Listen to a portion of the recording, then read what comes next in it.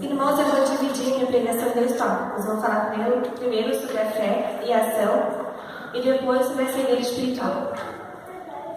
Os irmãos recusaram? 6:53-4. Verdadeiramente Ele tomou sobre si as nossas enfermidades e as nossas dores, e levou sobre si. Amém. Os irmãos podem sentar. Aqui está dizendo, irmãos, que Jesus é a fonte do nosso milagre. Mas muitas das vezes nós podemos nos encontrar doentes espiritualmente ou fisicamente. Mas como se na Bíblia está falando que Ele tomou sobre si nossas dores e nossas enfermidades, irmãos, para isso acontecer nas nossas vidas, para essa palavra se cumprir, nós temos que ter fé e ação. Por isso que algumas das coisas que Deus tem para a nossa vida não se cumprem, porque nos falta fé e nos falta ação. O que é ação? A ação é nós fazer a nossa parte. Eu vou dar um exemplo. A pregação. O jovem, ele tem fé que Deus tem o chamado para ele na pregação. Só que ele não se dedica em ler a palavra, estudar a palavra, se consagrar. E no louvor, Deus tem me chamado para um jovem no louvor, nos instrumentos. Só que esse jovem não se dedica em aprender instrumentos, em aprender a cantar. E um médico. Talvez um jovem sonhe em ser médico, só que ele não procura em saber, em estudar, em procurar, sabe, se informar. Ou seja, aquilo só vai ser um sonho para ele, isso nunca vai virar realidade. Eu quero ler para os irmãos o que é o significado de fé. Fé é você ter confiança em algo ou alguém, ainda que não haja nenhum tipo de evidência. Ter fé implica uma atitude contrária à dúvida e está intimamente ligada à confiança. A palavra fé tem origem no grego pistia, que indica a noção de acreditar, e no latim fides, remete para uma atitude de fidelidade. E a ação, como já falei para os irmãos, é agir, está em movimento. Agora quero convidar os irmãos a abrirem suas Bíblias em Hebreus 11. Nós vamos estar lendo sobre alguns homens que tiveram fé e que fizeram essa parte para que Deus tire a vida deles se concretizar. Hebreus 11. Glória a Deus, aleluia. Aleluia. Hebreus 11. Aleluia.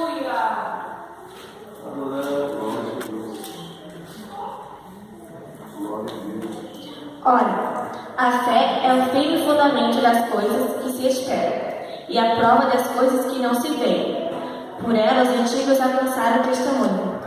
Irmãos, quando eu li essa palavra pela primeira vez, eu me lembrei muito de Davi. Que Davi, desde jovem, Deus havia ungido ele que um dia seria um grande rei de Israel. Mas demorou algum tempo e ele foi perseguido por Saul. E numa dessas perseguições, Davi teve a oportunidade de matar Saul para acabar com aquela perseguição que ele havia fazendo para ele e para que a promessa de Deus se concretizasse logo na vida dele. Mas Davi, ele não fez isso, porque ele sabia que o Deus que tinha feito essa promessa para ele era o mesmo que ia fazer essa promessa se cumprir. Então apenas ele descansou e esperou o tempo de Deus. Hebreus 11:8. Pela fé, Abraão, sendo chamado, obedeceu, indo para um lugar que havia de receber por herança, e saiu sem saber para onde ir. Nessa hora que eu li sobre Abraão, eu fiquei muito maravilhada, porque ele não sabia para onde ia, ele não sabia o que ia acontecer com ele, ele apenas entregou tudo na mão de Deus e fez o que Deus tinha, feito o que Deus tinha falado para ele. E ele podia ter tido não, porque onde era deserto, muitas pessoas podem, pessoas, animais podem morrer, porque lá tem pouca água e comida e passa para os animais comerem. Mas ele apenas entregou tudo nas mãos de Deus, sabendo que Deus tinha o melhor para ele e confiou que Deus tinha o melhor para ele. E esses homens que eu falei para os irmãos, eles tiveram uma fé viva. O que é uma fé viva? É você fazer a sua parte. É quando eu recebo um dom de Deus, mas eu luto, eu pago o preço. Exemplo, ganhar almas. Um jovem que tem a fé viva, Deus tem um chamado para ele ganhar almas. Ele sai na rua, ele fala da palavra de Deus, fala que Jesus te ama, entrega a palavra de Deus para as pessoas que necessitam ouvir. E uma fé morta é quando você não se dedica para o chamado de Deus na sua vida. Vamos usar de novo o exemplo de ganhar almas. Ele sabe que Deus deu algo para ele que ele tem que fazer o melhor, entregar almas. Mas ele apenas sabe que Deus tem um chamado muito grande na vida dele para isso, só que ele não faz nada. Ele não sai na rua, não fala a palavra de Deus. E isso ele tem uma fé morta.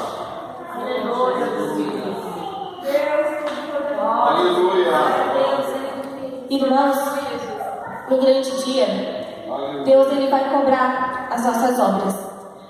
Mesmo você pensando, mas eu não sou capacitada, irmãos, Deus ele entregou algo nas suas mãos que Ele sabe que você vai conseguir fazer. É algo que Ele te deu que você sabe que você vai conseguir fazer de melhor para pregar, louvar o nome de Jesus. E naquele grande dia, Deus vai cobrar de pessoas que fizeram e não fizeram. Amém.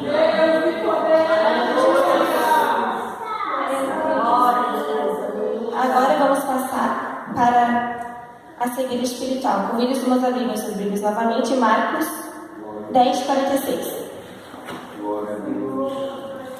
Aleluia! Glória a Deus. Deus poderoso, aleluia! Glória a Jesus. Amém. Aleluia! O cego Bartimeu é curado. Depois foram para Jericó, e saindo ele de Jericó, foram os seus discípulos e uma grande multidão. Bartimeu, o cego, filho de Timeu, estava sentado junto do caminho mendigando. E ouvindo que era Jesus de Nazaré, começou a clamar e a dizer: Jesus, filho de Davi, tem misericórdia de mim. E muitos o repreendiam para que se calasse. Vamos repetir novamente essa frase, irmãos. E muitos o repreendiam para que se calasse. Mas ele clamava cada vez mais: Filho de Davi, tem misericórdia de mim. E Jesus parando, disse que o chamasse. E chamaram o cego, dizendo: Tem bom ânimo, levanta-te, que ele te chama. Aleluia! E ele, lançando de si a sua capa, levantou-se e foi ter com Jesus. E Jesus falando, disse-lhe: Que queres que eu te faça? E o cego lhe disse: Mestre, que eu tenha vista. E Jesus lhe disse: Vai, a tua fé te salvou. E logo viu e seguiu Jesus pelo seu caminho. Quando eu li essa passagem,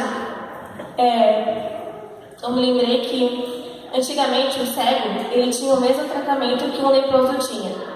Porque que eles pensavam, quando uma pessoa, vou pegar um exemplo, cego, eles achavam que os seus familiares tinham pecado e a culpa caiu sobre ele, por isso que ele nasceu cego. E quando ele ouviu que Jesus estava passando pelo caminho, ele pensou: agora é minha vez de eu conseguir enxergar. Mesmo com a multidão repreendendo ele para que se calasse, ele clamava cada vez mais alto, porque ele sabia que aquele era a pessoa que podia fazer ele voltar a enxergar. E o que pode roubar ou ofuscar a nossa fé? É a cegueira espiritual. Irmãos, existem dois tipos de cego. O cego que tem fé, mas não tem ação. É um cego que quando Jesus está passando pelo caminho, ele tem fé, ele sabe que se ele clamar pelo nome de Jesus, Jesus vai vir e vai para ele. Só que ele não tem a ação, como Bartimeu fez. Bartimeu teve a ação, que foi se levantar e clamar pelo nome de Jesus. E o cego, que tem fé e ação, mas não é persistente. É o cego que quando ouve Jesus que está chegando, ele faz igual Bartimeu, ele se levanta e começa a clamar, tentando chamar a atenção de Jesus. Mas com a multidão repreendendo ele acaba desanimando, ele não é persistente. E a oportunidade passa e possivelmente nunca mais vai poder voltar a enxergar.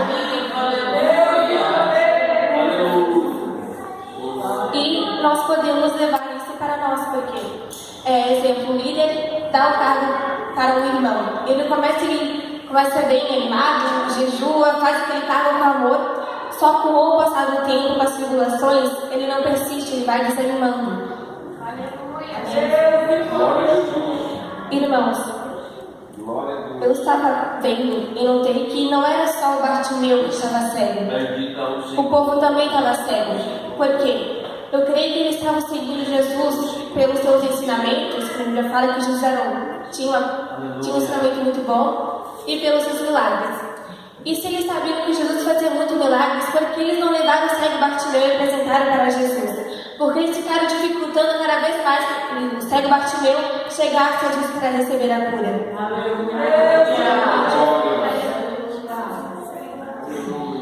Irmãos, que povo nós estamos sendo? Será que nós estamos sendo um povo que está afastando as pessoas de receberem o milagre ou a cura física ou espiritual? Ou estamos sendo aquele povo que pega a pessoa que está necessitada, o cego, espiritualmente, e leva até Jesus?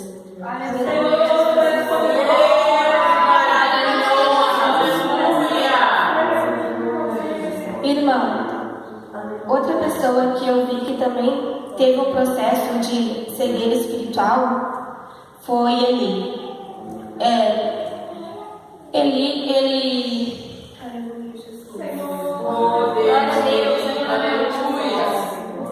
Eu creio que ele foi ficando cego devagar e foi entrando no processo de frieza espiritual. Porque ele foi deixando os filhos deles pegarem a melhor parte quando o povo trazia para sacrificar os cordeiros, eles pegavam a melhor parte para comer. E Deus foi avisando ele e ele foi deixando. E chegou até o ponto que os seus filhos começaram a pecar dentro do templo. E eu creio, irmãos, que se ele tivesse sabido o final que essa família Israel teria tido, eu creio que ele teria se acordado antes que isso acontecesse, porque no final fala que quando os filhos de Eli levaram a presença de Jesus, a Arca da Aliança, para a guerra,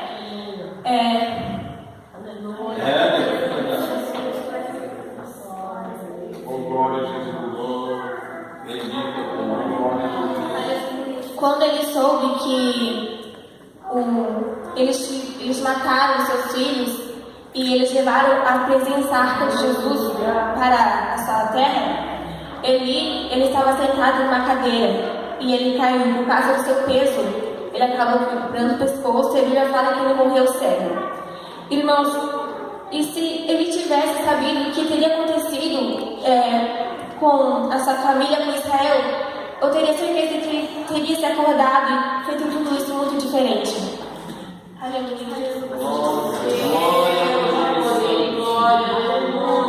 Irmãos, eu trago essa palavra para nós refletir.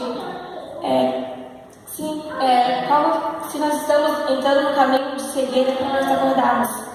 Se estamos entrando no caminho de processo de fraqueza espiritual, entrando no processo de cegueira espiritual, para nós acordarmos, porque Jesus está vindo, irmãos. E as pessoas que estiverem cegas, elas não vão conseguir, creio que ir para o céu. Porque uma pessoa cega, irmãos, ela não enxerga nada. E se qualquer pessoa vir para ajudar ela vai, então ela não sabe se essa pessoa está levando ela para o caminho bom ou para o caminho mau. Então que nós venhamos abrir nossos olhos e para vermos que caminho nós estamos trilhando. Amém? Entrega essas palavras em nome de Jesus. Glória a Deus. Aleluia.